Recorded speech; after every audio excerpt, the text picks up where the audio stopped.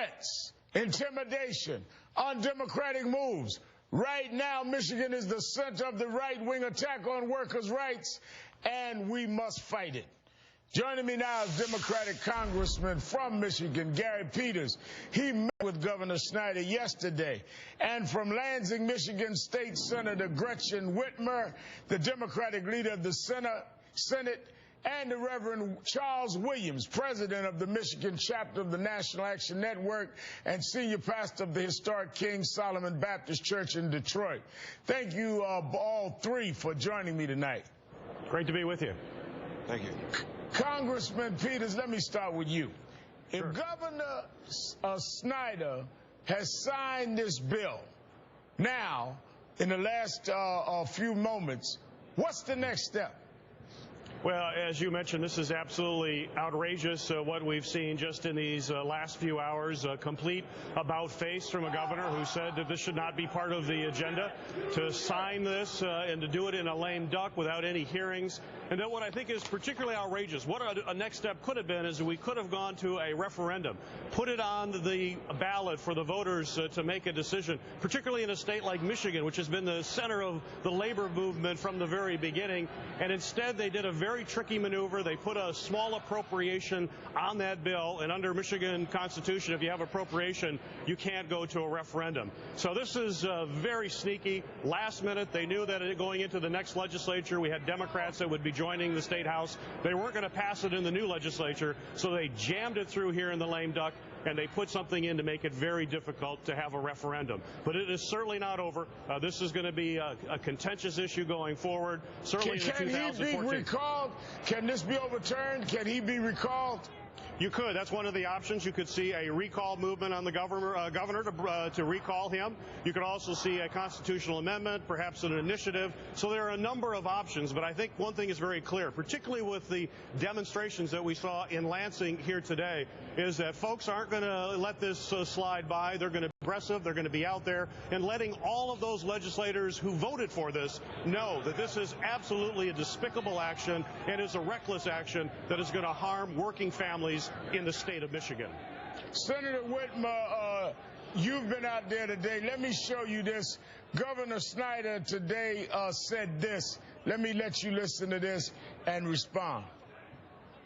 I asked him not to go forward, and the reasons I said is you're going to start a very divisive discussion regarding collective bargaining first, but it also will get into right to work. Then this right to work discussion just continued to escalate and was becoming very divisive. So the way I viewed it is, it's on the table, it's a hot issue, let's show some leadership. So I stepped up to say, when I review it, I think it's a good thing.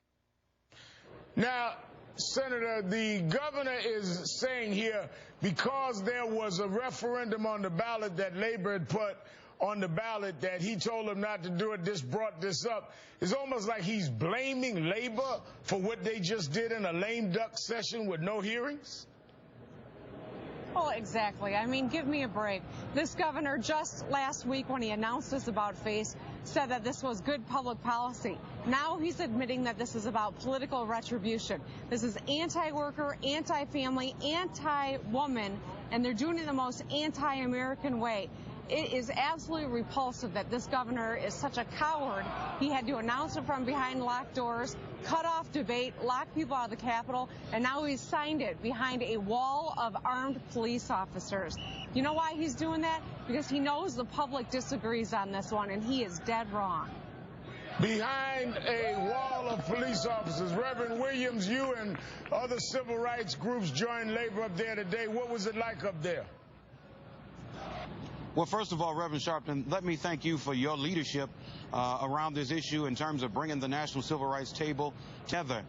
We here in Michigan, National Action Network, we're on the front lines of this issue simply because it's not just about the folks who are in unions, but it's about the folks who are on the outside of unions.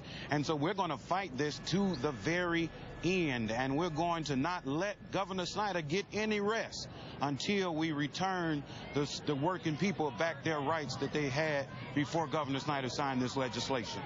Senator Whitmer, we hear language of allies. ALEC, the GOP's war on workers. We hear the language very similar to ALEC when we see Michigan's proposed right-to-work bills mirror the ALEC language practically word for word, the Detroit Free Press says. We know that there's Koch brother monies. Do you expect, as Reverend Williams say, people around the country now to rally in Michigan to possibly deal with a recall or whatever options available that Congressman Peters referred to? Well, I think so. I think we've got to hold these guys accountable. You know, this governor won't answer my phone call. He'll ignore 13,000 people here at the Capitol this morning. But you know whose calls he answers? The Koch brothers. That's wrong. That's not what democracy is all about. We are a land of the people, and the people will make our voices heard. Maybe we lost this today, but this fight is not over. Congressman Peters, explain to the people watching around the country what happened. A lot of people just can't understand how this could have happened so quickly. I mean, like overnight, the blinking of an eye, all of a sudden you see bill pass the state Senate, bill pass the House, governor signs it. I mean, before we even understood what was going on. Yeah, it's hard to explain, and it is particularly hard to explain because we had a governor who repeatedly said that this was not on his agenda. This would be very divisive for our state. He continually said that for a couple years, and then immediately after the election had a really sharp about face, and then just jammed it through without, as you mentioned, without any hearings, without any public input. I was able to meet with him with other members of the congressional delegation. He sat and listened to us, but he never really responded. And when he did respond, in fact, I was amazed by the lack of understanding that he has about this issue. So it is hard to explain. It is something that the people of the state of Michigan have to wonder how a governor could do this, how a state legislature could do this, and that's why we need to be politically active and not give up this fight and push back. Is he a puppet of the Koch brothers, of the Amway fortune? I mean, is he just somebody that's working for other interests? Well, yeah, it could be. You know, This interesting thing about it is that we saw, as he announced this, there was a $2 million ad buy financed by outside groups that had these TV ads. This was an orchestrated attempt to do this. It was planned well in advance, and they sprung it very quickly before anybody could really react. Reverend Williams, does this affect people in your church, people that attend, regular people? This is more than just union bosses. How does this affect ordinary, average people in Michigan? Well, you know, Reverend Sharpton, first of all, right to work means no rights at work. And so we unequivocally understand that these laws are only to break and bust collective bargaining agreements. We understand that it's only going to make it so that the wages are lower. And as you know, and as the statistics show and have shown throughout the years, is that 7 out of the 10 states that are right-to-work states are the poorest states in the country. I mean, this is absolutely ludicrous. And when you talk about the Koch brothers and you talk about all of the right-wing alignments, this is the same governor that when we fought against him to not sign voter suppression laws, National Action Network fought against that, he decided not to sign it. And so I believe we can change his mind, but it's going to take fighting. And we're going to, if he don't return Senator Whitmer's calls, then we'll just have to make House calls. All right, Congressman Peters, State Senator Whitmer, and Reverend Charles Williams will be staying on this story. Thanks so much for your time tonight. Great to be with you.